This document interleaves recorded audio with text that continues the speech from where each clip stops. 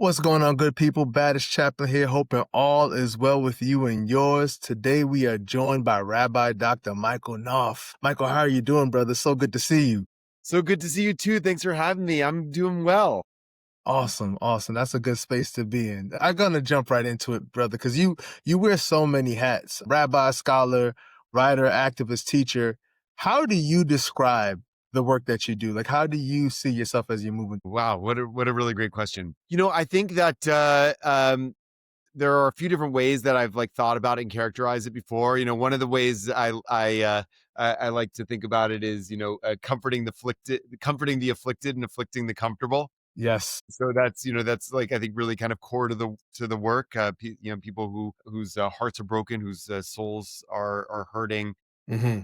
They need comfort, compassion, love, God's love. And sometimes folks, need a little encouragement to kind of move along the path that God calls us to. And so that's, I think, comforting the afflicted. Another way of thinking about it that I like also is to bring God close to people and to bring Mm-hmm. people close to God. That's another way I sometimes think about or characterize the work I do in both of those directions. Sometimes those are simultaneous. Sometimes those are kind of different jobs to get done depending on the circumstance and the need of the moment. But those are a few different ways to think about and characterize the work that I do. Absolutely, absolutely. And I think that resonates with the real justice tradition in terms of saying that you want to comfort the afflicted and afflicting the comfortable, because we that's certainly a position that I think you find yourself in good company with that one right there. Yeah, absolutely, man. So, what was your path? Like, what drew you into spiritual leadership? Were you someone who knew when you were a child, like, I'm going to be a rabbi one day? Were you someone that later on in life were just like, I guess this is how God is leading me? Like, what was your path like? Yeah, it was much more the latter than the former for sure. I hear you. I did not grow up thinking about or aspiring to be Yeah. a rabbi in or in the clergy. I grew up in a Jewishly involved and Mhm. connected household. It's the Jewish community and Jewish tradition. We there's a lot of cultural Jewishness and Mhm. not necessarily religious Jewishness, and so Mhm. we belonged to a synagogue. We went to Jewish schools and Jewish summer camps and things like that. Judaism was a very big part of my life growing up, but we weren't particularly religious in my Mhm. household. Weren't particularly observant. And I've always been sort of a I don't know sort of on the boundary of what's the boundary between skepticism and cynicism. Yeah, yeah, yeah. I was a kid who asked a lot of questions. For sure. And I went to a Jewish day school growing up and I had some really great experiences there. But also, as I was getting older, I started to, challenge and question quite a bit. Mhm. And it was a school that was kind of in the Orthodox Jewish tradition, which is more liturgically traditional, more culturally conservative, Mhm. in some ways more fundamentalist in its approach to scripture and Jewish practice. And I would learn in science about, say, the dinosaurs or the Big Bang or things like that. Right. And then I would go and ask my Judaic studies teachers about those things, and they would say things like, "Well, God placed dinosaur fossils in the earth to test our faith that the world is actually 6,000 years old, as the Jewish Wow, tradition teaches." yeah. Right? Yeah, So yeah. I started to say, as I was in, my tweens and early teens, that if Mhm. that's what Judaism, if that's what religious Judaism was, then I didn't really want to be a part of it. And meanwhile, as I was, in that stage of life Mhm. where I was starting to experience and learn about more of the wider world, saw Judaism as being kind of closed off intellectually and not curious or interested about or involved in the wider world as well. It was very kind of parochial and interested in very small Jewish issues and small Jewish Mhm. questions. That's what my experience was. And so by the time I was in high school, or by the time I was preparing to go to high school, I made my parents promise me that they wouldn't make me go to the Jewish high school where my older sister was going, Come on. and then ended up going to a non-Jewish high school, not a public school, but a prep school in the Atlanta area. Mhm. And it was a much bigger school, much more diverse school than I'd ever been a part of. And I felt very lost there. Like I didn't know, who my people were. I didn't Sure. know. And my older sister, yeah, I don't give her enough credit for this because this is not something older sisters tend to do, but Yeah, yeah. she was very involved in a youth group that was run out of our synagogue. Mhm. and she had a lot of, good friends there, and she invited me, or at least did not forbid me from checking it out and going and participating.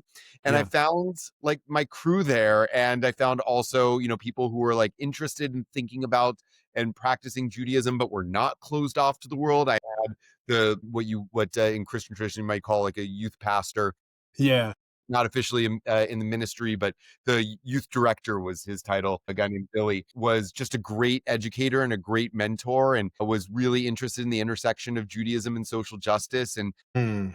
seeing Judaism as a vehicle for engagement in the wider world. And that really resonated with me. So in those experiences in high school, I really kind of got inspired and activated and turned on to Judaism, and then eventually into Jewish leadership. I became a leader in my chapter, and then regional and national, international in that youth group, and just got really excited about the possibility of helping to shape Jewish communities, helping Yeah. to nurture Jewish experiences, help to inspire other people who may be kind of like, on the cynic skeptic spectrum along where I Right. was, to find their path as well. And ultimately, it felt like the rabbinate was really my calling. I explored other, areas of interest and other possibilities when I was in college, Mhm.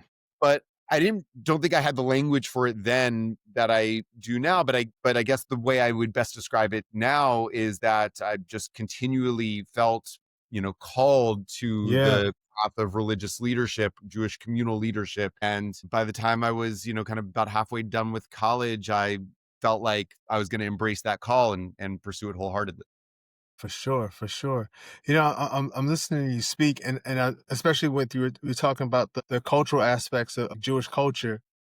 And it just reminded me, like, with your high school experience that, you know, even though I am not Jewish myself, like, I remember growing up, in New York, I didn't realize until I'd gone to college in North Carolina that most of my friends who were white were Jewish, right? So, when I went to North Carolina, I just felt like the culture shock for a multitude of reasons, but I remember, like, actually visiting, like, with Hillel for a meeting. 'Cause I was like, "Oh, this feels so culturally familiar," just, like, being able to just, like, sit and hang out with, like, Jewish students in North Carolina, but I was like, oh, like this makes sense to me because like of growing up going to like bar and bat mitzvahs and everything of that nature. So just speaking about the importance of that sort of like formative time as a young person trying to find your way and just really trying to figure out exactly what your voice is and what your group is. You know what I mean? Yeah, and I think that to that point, I found myself much more interested in and comfortable in a couple of different, like groups when I was in high school. One was the like, punks and goths Yes. that were, and then like people who were interested in religion, Hmm. even if they weren't Jewish, Yeah. right? So Right. like a Right. lot of people in my high school, that were big into like Fellowship of Christian Athletes, and people were very involved in Right. their churches, whatever. So I felt like, okay, like these people, I have something to talk with them about, like we're Yeah. speaking the same language. But even the, Jewish students in my high school that were not particularly like interested in thinking deeply on questions of like, God and faith, and Right. what, I didn't know I was interested in those questions until I started to like be engaged in those conversations, to be out of a space where I was reacting, I don't know, I was being like I was being, maybe it's just I'm a contrarian is another way, but like when I was in this space where, like people talking about faith and God all the time, I didn't really want to have those conversations. But when I was out of it, like I found myself gravitating to those Yeah. people. No, no, I think within, especially like within the African American Christian tradition, sometimes there's something about not wanting to be around like what we call like churchy people, like church folk. Like there's something about that mindset of like people who are kind of a lot more restrictive in their views on God and not necessarily wanting to have like an open conversation, the sort of conversation I'd imagine you'd be able to enjoy in a much more like pluralist space like what the one you were in. So I think there's a commonality with people wanting to have a sense of like, I want to like really be able to explore and be curious and not feel like, the quick slap on the hand of like, oh, I stepped out of bounds real quick. Yeah. So talk to me a bit about, your work engages so much both within Jewish tradition, but also within progressive values. Like, how do you walk that line, do that dance, or is it a dance at all? Is it just something that flows naturally in terms of being able to hold reverence for the tradition while also pursuing justice and transformation? It's a really good question. I mean, it's something that I think about a lot. And, I sometimes don't know, where my Jewish values end and my progressive values begin. Mhm, mhm. Not sure I could go back in time and disentangle and unpack, which came first, right? Was I Right. kind of oriented toward the world in a way that leads me to, more progressive politics or liberal politics, Yeah. and then I bring that lens to Judaism, or the other way around, right? Is that, or, these ideas and ideals very present within Jewish tradition, and that's what has kind of guided me on that path. I think it's probably something of a combination of For both of them, sure. right? That I grew up in a community and in a tradition that were some of my most formative, not only Jewish experiences, but just experiences as a child were Mhm. centered around the celebration of Passover, right? And my Right, grand, right. I have very vivid memories. Some of my most cherished memories of my Jewish upbringing were the Passover Seder, the ritual meal that we have at Mhm. the beginning of Passover that we would have at my grandparents' house.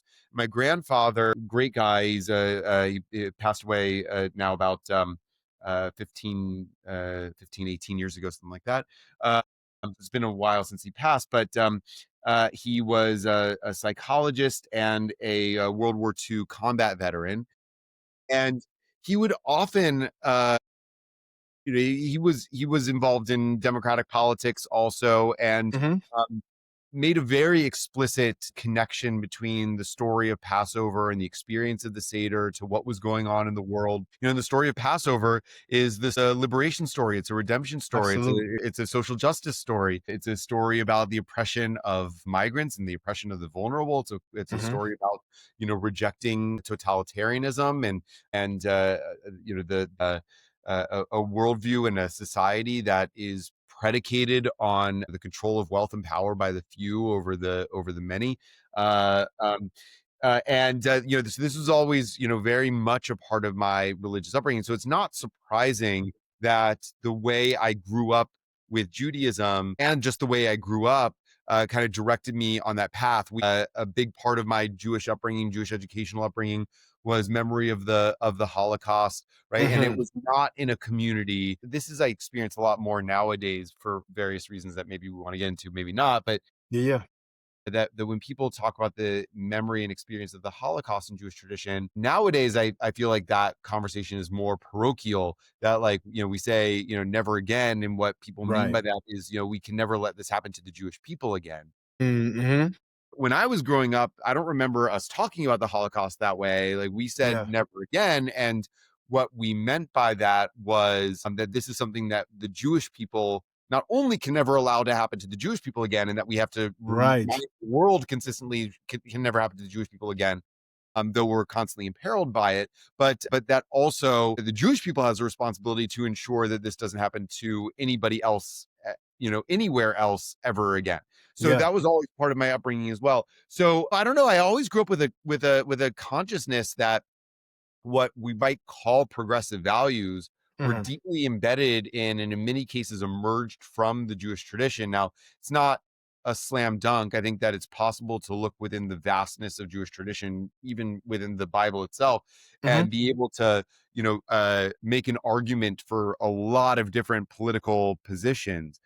It's just hard for me to look at the kind of preponderance of the Jewish tradition from the Bible through the Talmud, through Mhm. codes of Jewish law to the modern era, and not see a very, very strong and consistent through line Yeah. with what I would consider to be, some of the fundamental tenets of progressive values, right? The Yeah. the the infinite and equal dignity of every single human being created in Right. God's image, the responsibility to create societies that reflect that ideal, and that the importance of caring for and strengthening the Jewish community and the power of the particularity of the Jewish people, but also that the mission of the Jewish people is greater than just the Jewish people themselves. That we Mhm. have a Mhm. responsibility not just to strengthen and defend the Jewish people, but also to repair the whole world. These are it's impossible, I think, to look at the Jewish tradition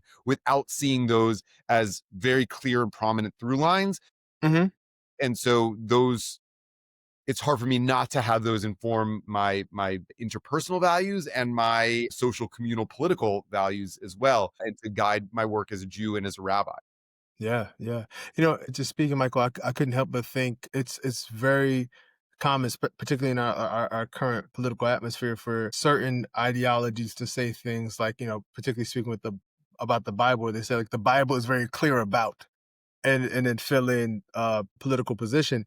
I find it fascinating that those same voices are seldom, if ever, referring to what you're talking about in terms of like, the Bible is very clear about, loving your neighbor and taking care of the migrant and just and looking out for folks who are on the margins. But that's never those like sort of like points that they want to use to sort of like bludgeon the rest of the world with. And I just would love to hear your perspective on that. Like, why is it so difficult, especially for those of us within faith traditions that have these values up? Why is it so difficult for us as a collective to continue to hold those values up and continue to regress, as you beautifully stated, from a sense of never again for everyone and not just never again for ourselves?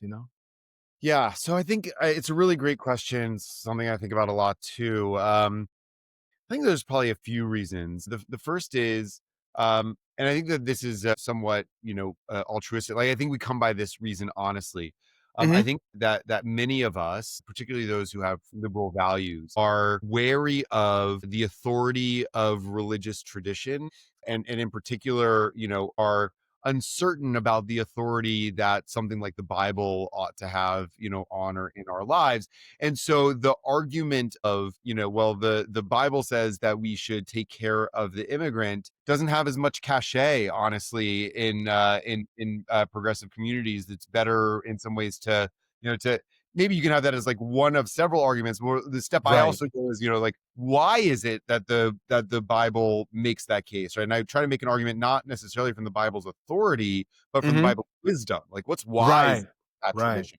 Um, so that's the first thing. And I think that the second is, and it's a related one, that the religious right has often, in some ways successfully co-opted the language of faith and religious authority, that it's just it becomes hard to it becomes hard to reclaim. Hmm.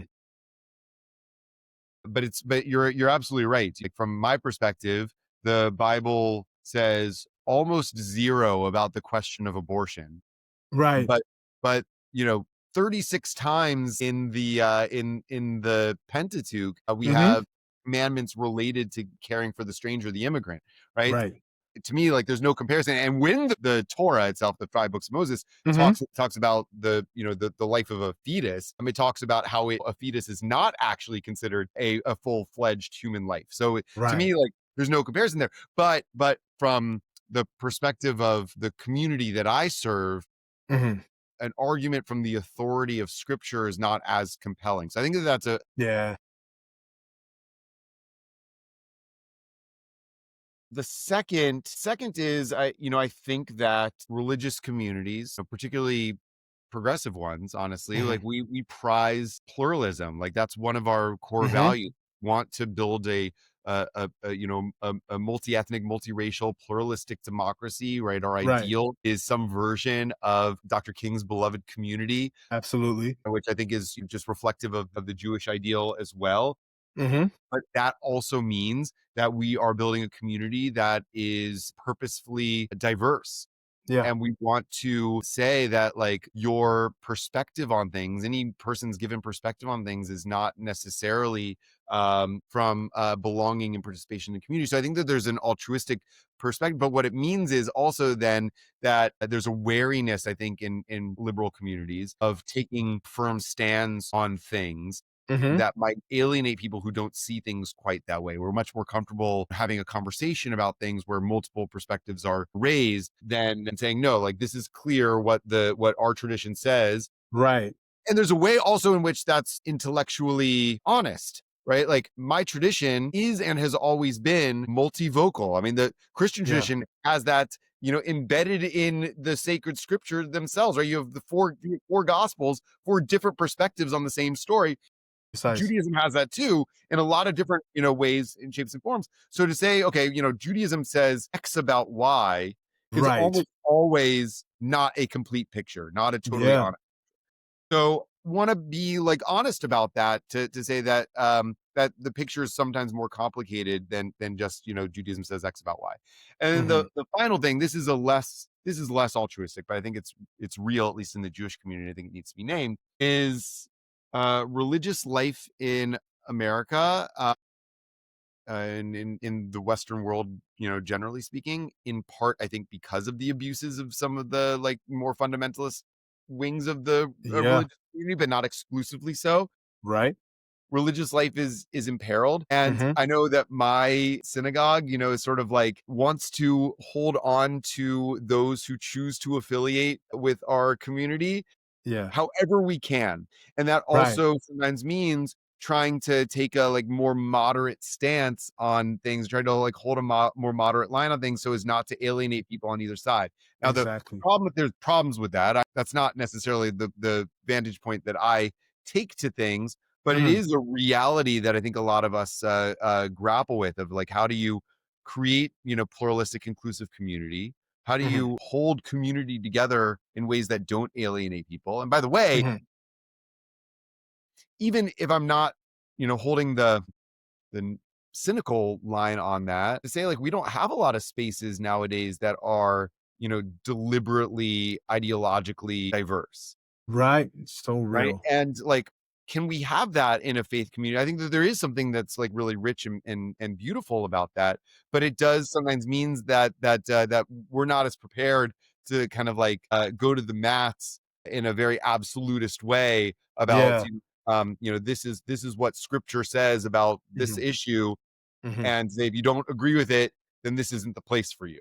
Right. And I hear that because there's so much I'm often in spaces where people talk about a purple church and like sort of the virtues of having a purple church, but I don't see it in the way that you're describing it, Michael, where I have yet to be, they may exist, but I have yet to be in a space where it's truly purple and the red and the blue are actually like engaging in each other. It's kind of like they tolerate each other at best, right? But there's not a real exchange or commerce of ideas. And I'm wondering, like, how do we use these sacred texts to speak to these modern moral challenges? Like when we're speaking about poverty, when we're speaking about racism, when we're speaking about political division, hunger, things of this nature. I do believe that our sacred texts can help to inform the thinking and the rationale with that. And I'm just curious to hear your voice on this. Like, how do you endeavor to like use the sacred text to address these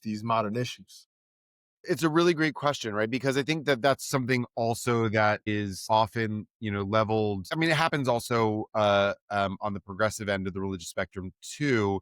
But I would say, sort of like the fundamentalist right and the fundamentalist left. And I don't mean to Yeah. equate those two things because I think that that there's first of all, the fundamentalist right is much bigger than the fundamentalist left, Right.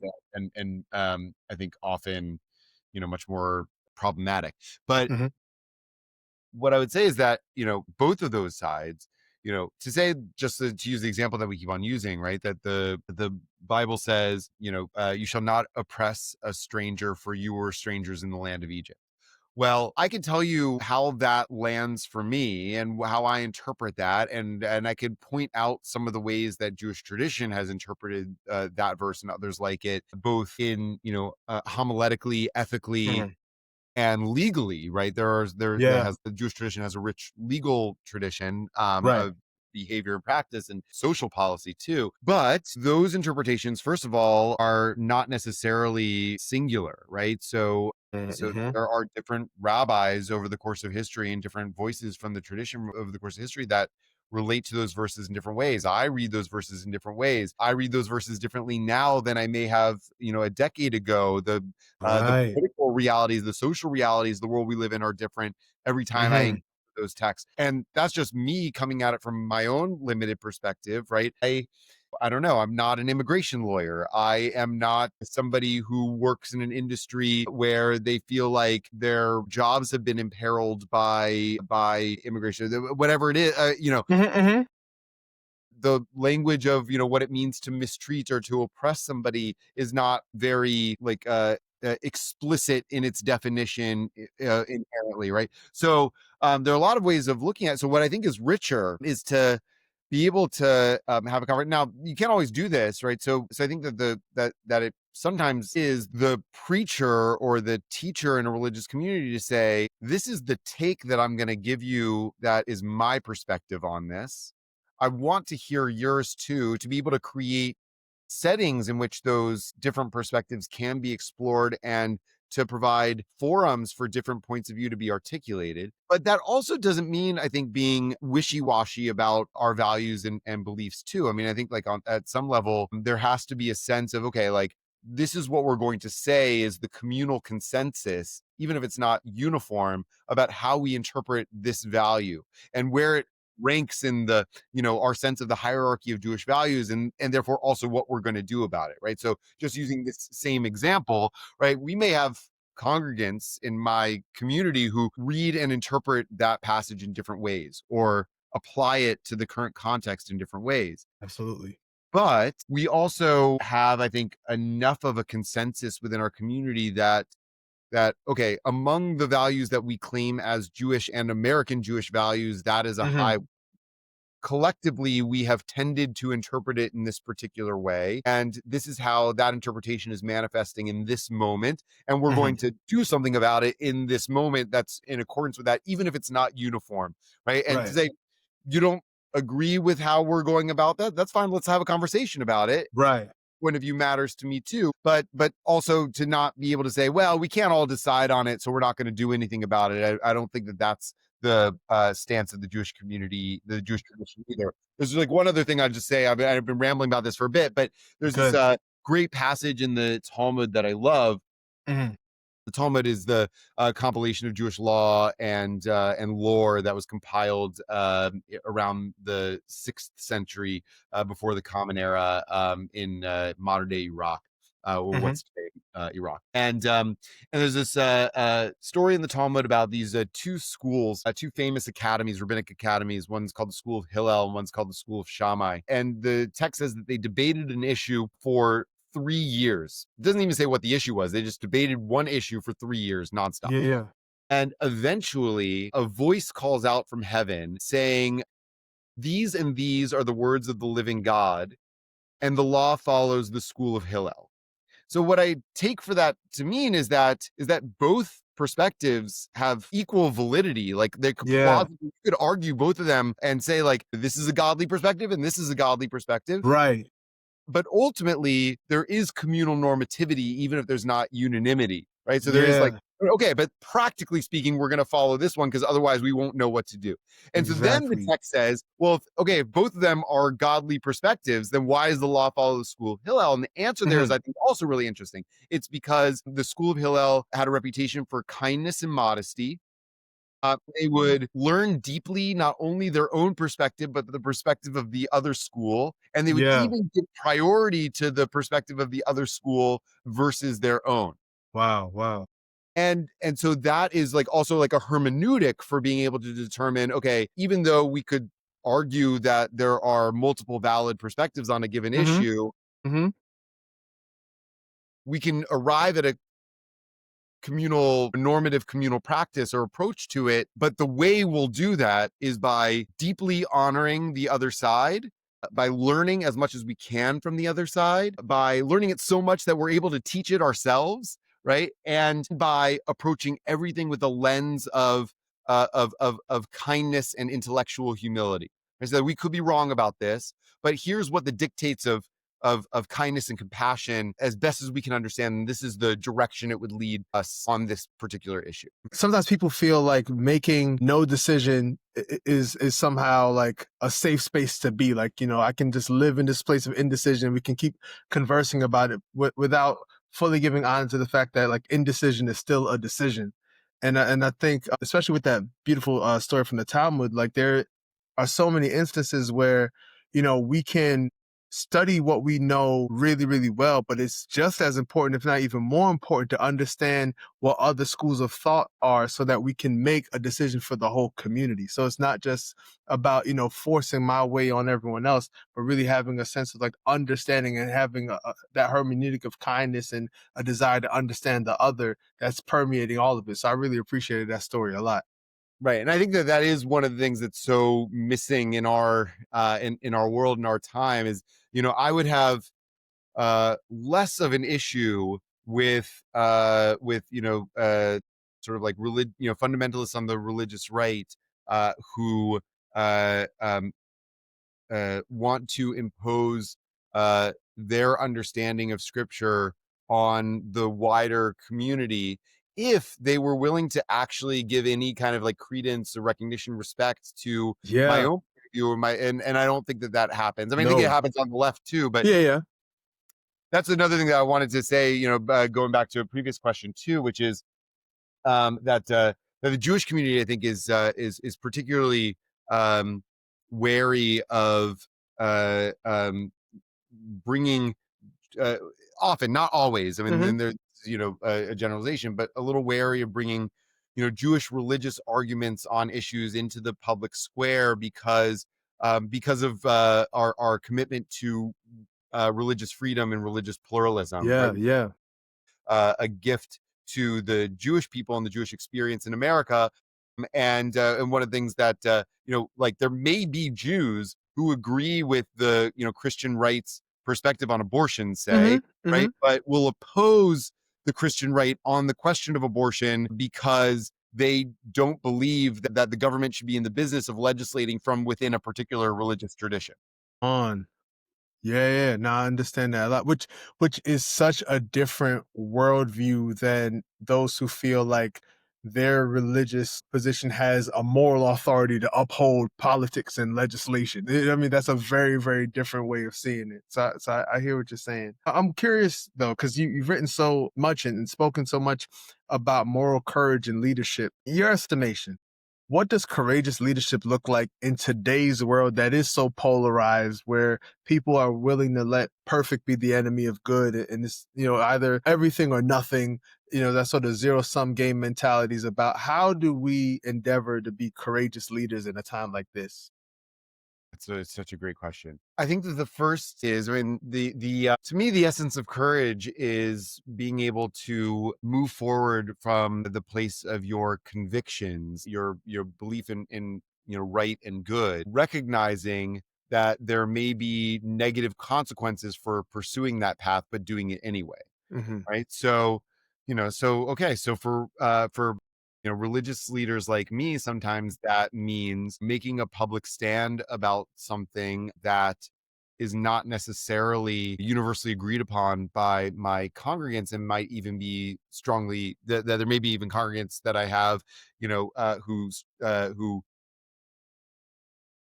Right, right. and it could have negative consequences for me. So Yeah, yeah. that's I think a piece of it, but it's not just religious leaders, right? I mean, I think that we're seeing this is true now. The need for courage is, I think, much more widespread than it maybe was, that I even would have recognized it having been 5-10 years ago. Sure. Of like, we need people to protect vulnerable people with their bodies, Yeah. with their resources, to risk the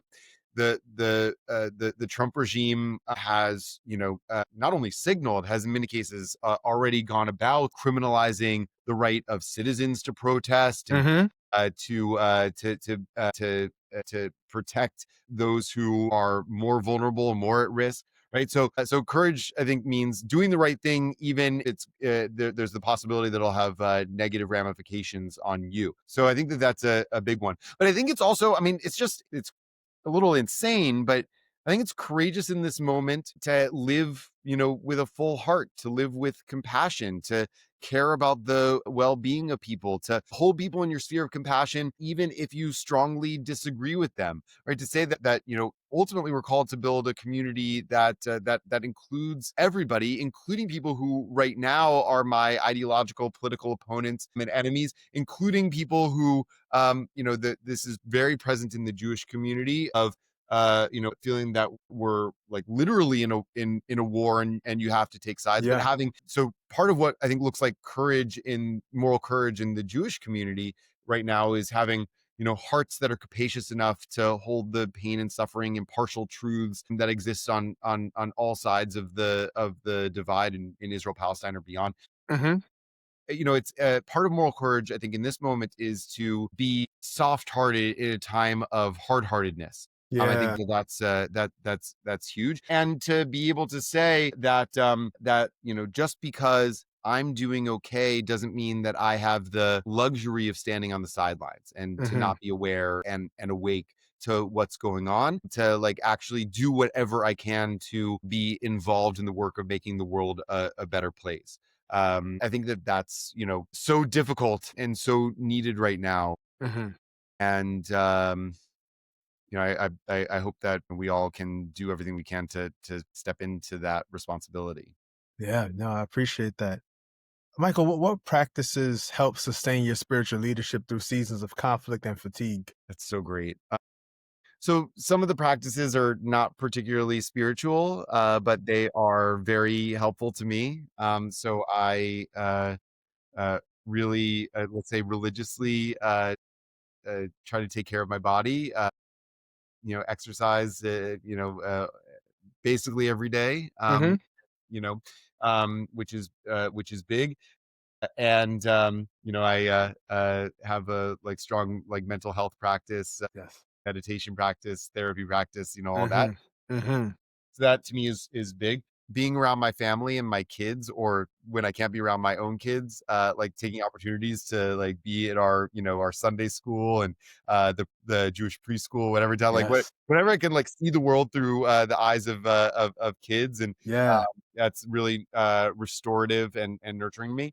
For me, the Talmud says the world is sustained by three things: through Torah, through worship, and through acts of loving kindness. Mhm.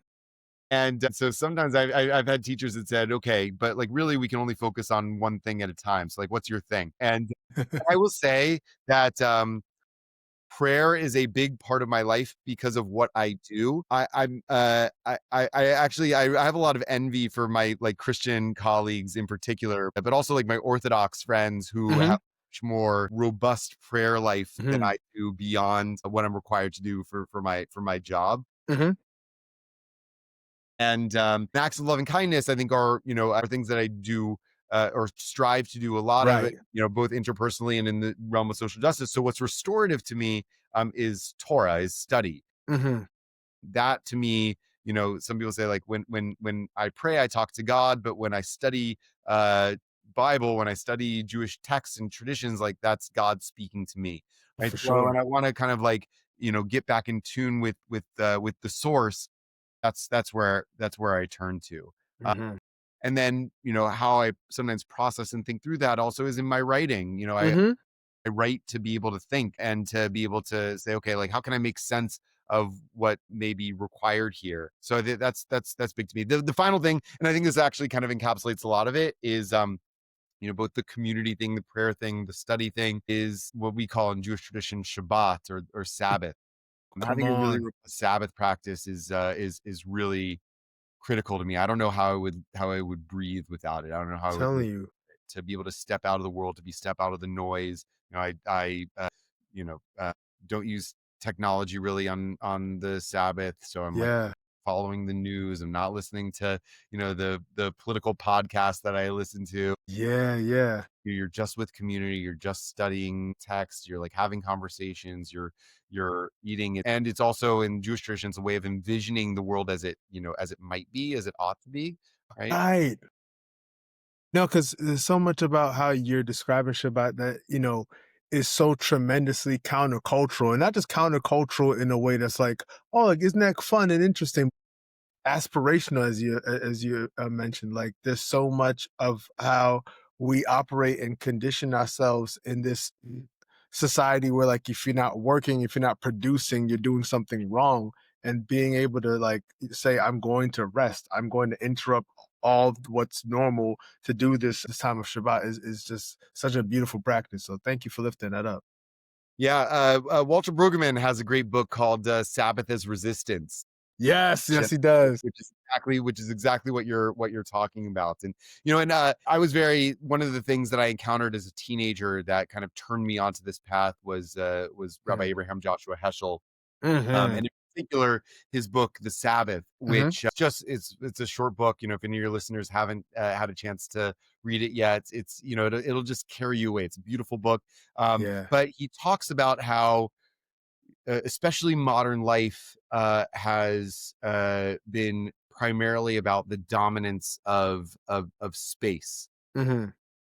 And Jewish tradition is less about sanctifying space as it is about sanctifying time, right? Yeah. And so the Sabbath is a way of having an armistice with the world. He says, right, is Mhm. a way of kind of laying down our weapons to recognize um, our limited control and to step away from what we're often told ought to be our priorities that are Mhm. often distorting priorities, or actually the priorities of empire, right? Come on. And to say no, like we're gonna experience what life is like when we have totally different radically Right. different priorities. Yes. um and I think that the intention there, at least the way Jewish tradition understands it, but I think that Mhm. this is also very present in Christian tradition, is to say that this is practice, right? This is Mhm. a way of reminding ourselves of what the way things ought to be, so that when we are back in the machinery of the world, in the politics and values of empire, that Yeah. we are holding that vision and holding that Mhm. dream and working within that system to advance it there too. Absolutely. Absolutely. What ideas are you currently wrestling with or excited about writing about in this time? I think some of what we've talked about are really still intriguing me and challenging me, which is, the relationship between political values, or values as they're, expressed in the current political climate and debates, and the tradition, right? So like in what ways are can you separate, out progressive values from Jewish values? I spoke to a colleague the other month in a related conversation, and he's a rabbi in Kentucky, and a progressive rabbi in Kentucky is not always an easy thing to be, but he Yeah. he says, like, listen, if I say that X, Y, and Z thing emerged from Jewish tradition as core values, and those things happen to align with the policy platform of one party over Right. another, Right. that's not me being partisan. It just No. happens to be that the Jewish tradition is aligning in this direction. So, like, Yes. if you're not on that side, and then you have to ask yourself, like, how Jewish are my politics? Yeah, yeah. So, but thinking through that, I think it's a little bit more complicated than that, because we don't approach our sacred texts and traditions as blank slates. We're embedded in communities. We have histories. We have psychologies and personalities. So that's a challenge, and we live in, like I was saying before, we live in a pluralistic society, and it's, not just it is, but I think our one of the values I think that emerges from my tradition is that it ought to that's a good thing that we ought to preserve. Thinking through navigating some of those questions is still significant to me. Um, The big one for me at the moment is thinking about the place of Zionism and the state of Israel in my own theology and my Right. own Jewish life and practice, how it manifests in the Jewish community, what the state of Israel like means and signifies for the Jewish people and in the world, how that squares up with the reality of the existence of the state, and Mhm. what implications that has for Jewish tradition and faith moving forward. And there's Mhm. a lot of complicated thinking around that within the Jewish community, certainly outside the Jewish community. Mhm. and a lot of tension around that Yeah. within the Jewish community. And so something that I'm thinking a lot about, not necessarily talking and writing a lot about at the moment, Mhm. because to takes a lot of moral courage Yes, it to does. to speak outside the existing communal consensus within the Jewish community on Israel. And I feel like until I really know what I have to say about it, and I'm like convinced that it's the right thing to Mhm, say, mhm. I'm not quite ready to always, so every once in a while I might, kind of like step out on a limb or raise the questions that I want to Right. raise. But I think the questions are I think the questions are sufficiently complicated, Yeah. and the issues on the ground are sufficiently complicated, that it calls for honest engagement rather than like declarative statements. And so that's what I'm kind of like wrestling with and trying to sort out at the moment. And I hear that for sure. I think that there's wisdom in really making sure that you're getting your message not only together in a way that you want it to be said, but also together in a way that it can actually be heard. Because, of That's course, right. when you're talking about something that is such a pain point and gets people so emotionally, like justifiably emotionally charged, you want to make sure you're saying it in a way that can actually get through all of that energy and that can actually be actionable. And I think there's wisdom in like sort of slowing yourself down and saying, how can I say this in the most effective way, rather than just getting caught up in our, sort of like the zeitgeist of saying, I have to have my answer yesterday. I'm late. I should have said something already. Because that's when you actually say something that's far more harmful than silence. Right, that's right. And that's also I think one of the gifts of Shabbat too, right? Mhm. Is we're in a moment where, like we're in a moment where like the hot take is what has currency, and as incendiary as you can possibly make it, because you want it to have traction and go Yeah. viral and things like that. But I think that we're in an era where we need more light than heat. Yeah. And as an activist, that's also kind of what I'm sitting with and wrestling with as well, is, how do I engage in activism, but also do so, not only from a faithful place, but a thoughtful place, an Hmm. inclusive place. What's the relationship between, being active in pursuing, a particular cause and agenda, but Hmm. also honoring the perspective and point of view of other people. I mean, these are really challenging things that are very countercultural in this moment. For sure. For sure. For sure. So, Michael, where can people who are watching this, who are listening to this, keep up with your work? Because I know you have a podcast. I know you're doing your work serving the community as your temple. Like, where can people keep up with your work? Sure. So a couple of different ways. Thanks for asking. I have a website and a blog at rabbiknopf.com. So it's rabbiknopf.com. Hmm. And so I put my sermons there, other writings there, and other ways of engaging with me. My synagogue, where I serve in Stamford, Connecticut, is Temple Bethel. And so they can check out our website too, tbe.org. And you can find me on Facebook. I have a page, Rabbi Michael Knopf. So you can find me there, and podcast that comes out every couple of weeks called Pop Torah that I co-host Yes. with a very dear and old rabbinic friend of mine. We got to have you on the pod someday, so we Oh, I should love talk that. about that. Yeah, yeah. But Pop Torah, so I co-host with my friend and colleague Rabbi Jesse Olitsky, and we talk about the intersection of Judaism and pop culture, looking at the movies and TV shows that we're watching and talking about through the lens of Judaism, and talk about Judaism through the lens of pop culture. So it's a fun Love one that. that get to do. So people can check us out, Pop Torah, wherever you get your podcasts. Indeed, indeed. Well, this has been an honor and a joy. Thank you so much. And thank you all for watching and listening. Of course, Baptist Chaplain, you can catch us on Substack, BaptistChaplain.com, Apple Podcasts, YouTube, Spotify, any and everywhere where you get podcasts, online at Baptist Chaplain. Until next time, be safe, be kind, and talk to you all soon.